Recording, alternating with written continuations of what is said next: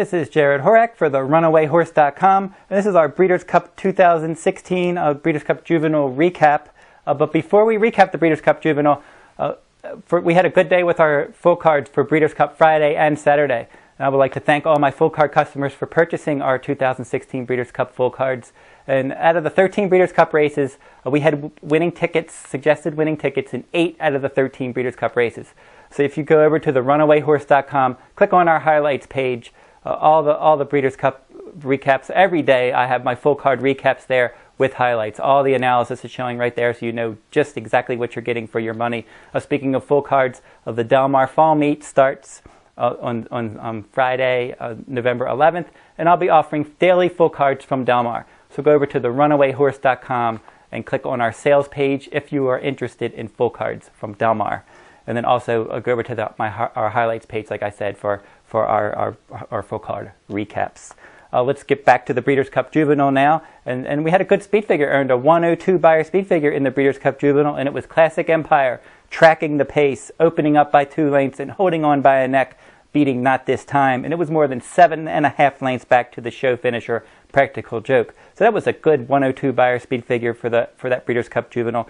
2 solid efforts from 2 good quality colts in Classic Empire. Mark Cassie, the trainer of the winner. Dale Romans, the trainer of the runner-up. 2 horses with a lot of quality. Not This Time had won the Iroquois at Churchill. Classic Empire had won the Breeders' Futurity at Keeneland. So they were both graded winners coming in, and they put on a good show. But Classic Empire got the jump. Julian Leparoux, he parked himself outside of Syndergaard, your pace setter. And Syndergaard, we kind of knew that Syndergaard was going to be a pace setter, but most likely he would fade in the lane.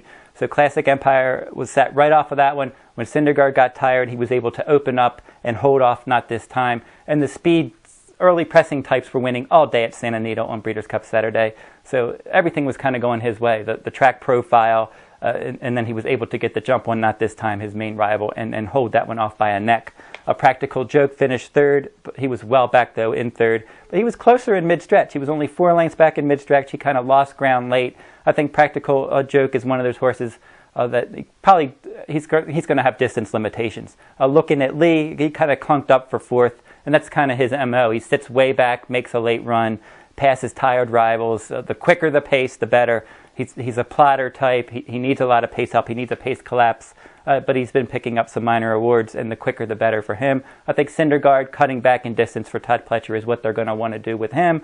3 Rules was undefeated coming into this race, and all of those wins were at Gulfstream Park. So he was 5 for 5. He disappointed in here. He stalked the pace. He faded. I think 3 Rules needs to get back to Gulfstream Park. Races like the Fountain of Youth, the Holy Bull, some of the races on the Gulfstream Park Derby Trail, he could make some noise. That's his home track. He loves that surface, and he can maybe win one of those races, especially a race like the Holy Bull.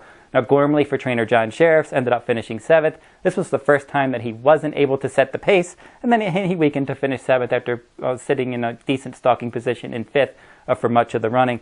Don't give up on Gormley. He's still lightly raced, great connections. They're very patient, and I think if he can get up on the pace in the future, he'll be dangerous. Klimt was a disappointment for Bob Baffert, breaking from the inside post. I think he's another one they're going to want to cut back in distance. He won 2 graded races at Del Mar around 1 turn, and he hasn't been as successful around 2 turns.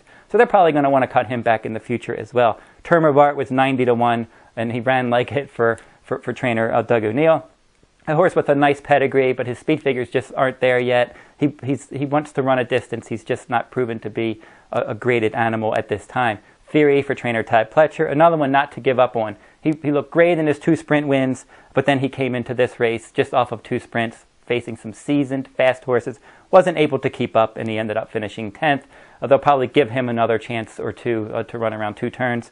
But either way, they have a talented horse here. He could end up being a talented sprinter if it doesn't pan out in 2-turn races in the future. And then Star of Empire was your longer shot, 103 to 1, and he ended up finishing 11th. He ended up easing in 11th.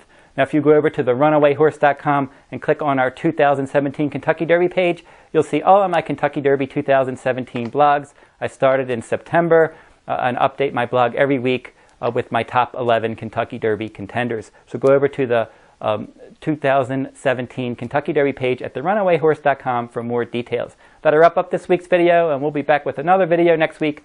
Until then, good luck at the races.